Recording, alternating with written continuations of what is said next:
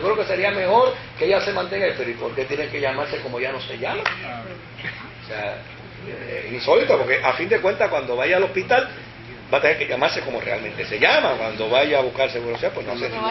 ¿Verdad? Pero fíjense que son esos elementos históricos. Por el otro lado, Lutero decía, claro, porque fíjese qué dato interesante, cómo se da el manejo de la semántica, ¿no? Y esa manipulación. La Iglesia decía, si nosotros tuvimos la capacidad de decidir qué libros aceptábamos dentro del canon y cerramos el canon, entonces la Iglesia creó ¿qué? La Biblia. Por lo tanto, la Biblia no puede ir por encima de la Iglesia. Fíjese. Eso jalado por los pelos. Es un argumento fuerte.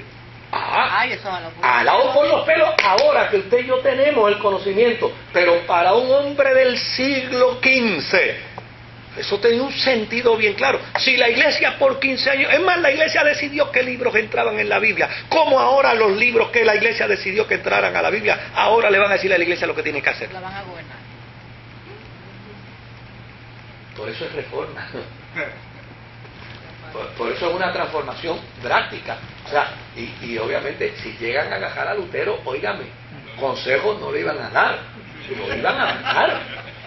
Lo que Lutero estaba diciendo era blasfemia para la Iglesia. Entonces, ¿qué viene Lutero? Dice, dentro de la doctrina de Lutero, Lutero decía, ni la Iglesia creó a la Biblia, ni la Biblia creó a la Iglesia.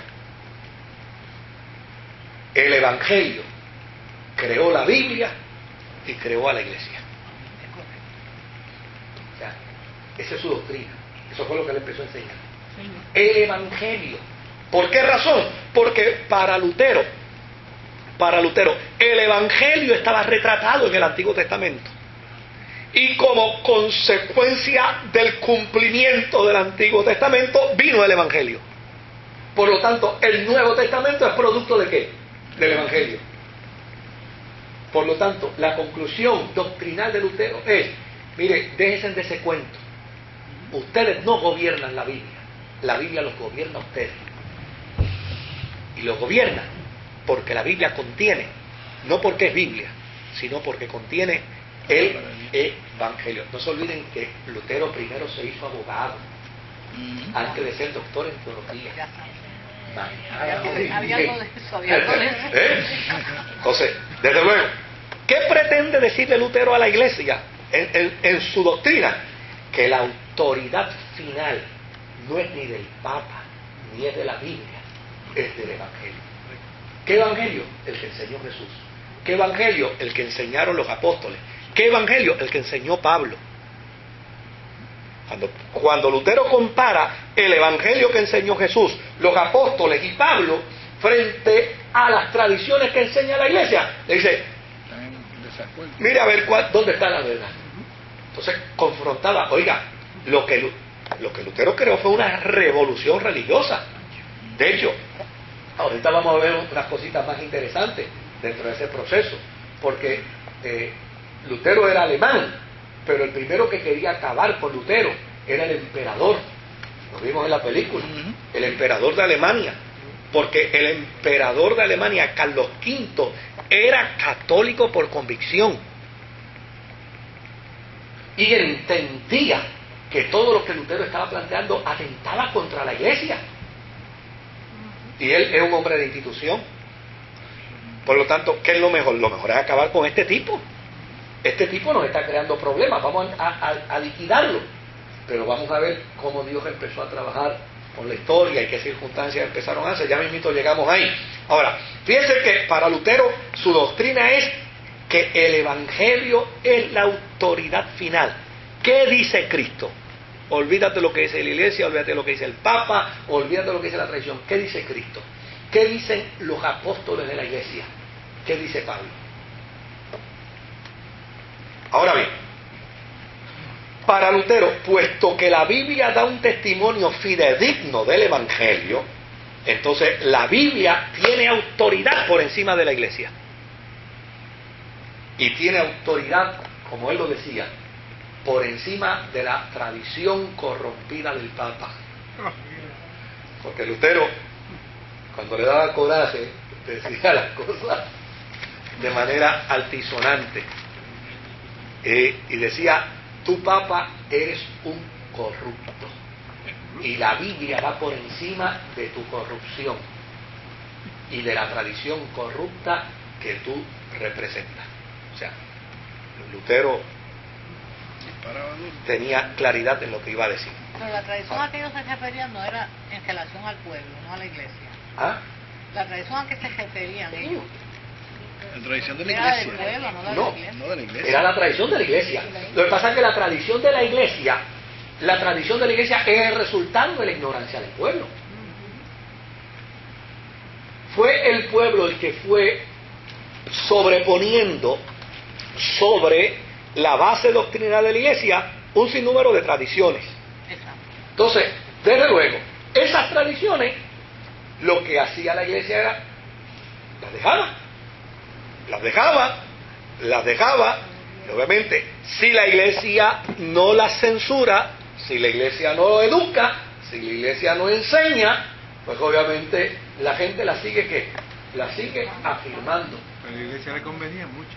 Pues desde luego, pero si los primeros que no tenían la capacidad teológica para manejarlo eran los papas. Pero ¿qué obispo podía manejar la problemática doctrinal si muchas veces el obispo compraba su obispado y no sabía ni cantar un corito? No, ¿verdad? Pues compraba el obispado. ¿Qué podía enseñar? Pues no podía enseñar nada. O sea, y eso no pasa solamente. O sea, ¿cuánta gente bien, probablemente bien intencionada dentro del mundo evangélico, sin conocimiento teológico, dicen Oh, sí. barrabasadas por ahí? Claro. ¿Ya? Con la mejor intención, pero no tienen el conocimiento teológico, no tienen la base teológica, y dicen lo primero que se le ocurre. Yo he escuchado gente que dice, Dios pone en mi corazón ahora mismo que esto es así. Óyeme, ¿cómo es posible que a otro le dio más trabajo de investigar y trabajo, a ti te lo dio tan rapidito? Y Dios me dijo, Sin no. ningún tipo de investigación y sin ningún tipo de trabajo. Ahora, fíjese lo que Lutero creía con respecto al conocimiento de Dios.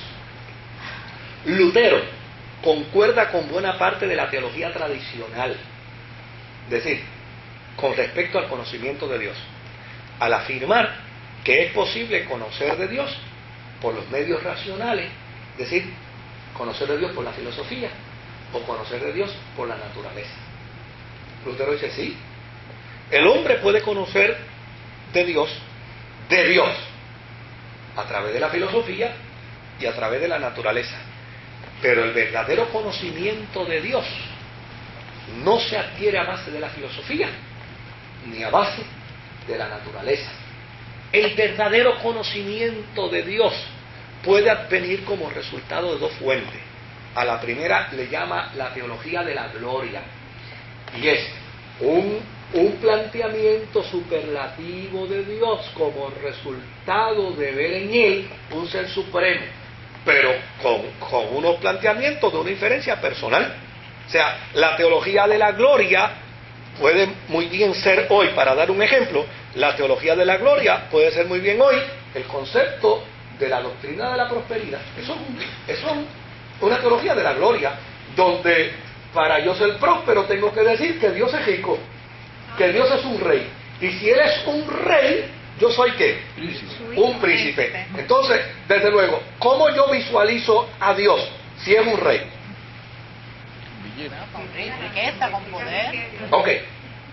Si usted cierra sus ojos ahora y yo le digo, descríbame a un rey, ¿qué tiene en su cabeza? Corona de oro. De oro y de esmeralda. ¿Verdad? Y de todo. Entonces, ¿cómo visualizo a Dios? Si Dios es un rey, cuando yo cierro mis ojos, ¿qué veo? A un Dios con una corona en la cabeza. ¿Verdad? Eso es lo que quiere decir Lutero, En un trono. teología de la gloria. ¿Dónde yo visualizo a un rey? En un trono. Un trono. Pues, ¿dónde visualizo a Dios? Un trono. En un trono. Y Lutero dice, mire, esa visualización puede ser muy exquisita, pero no es la real.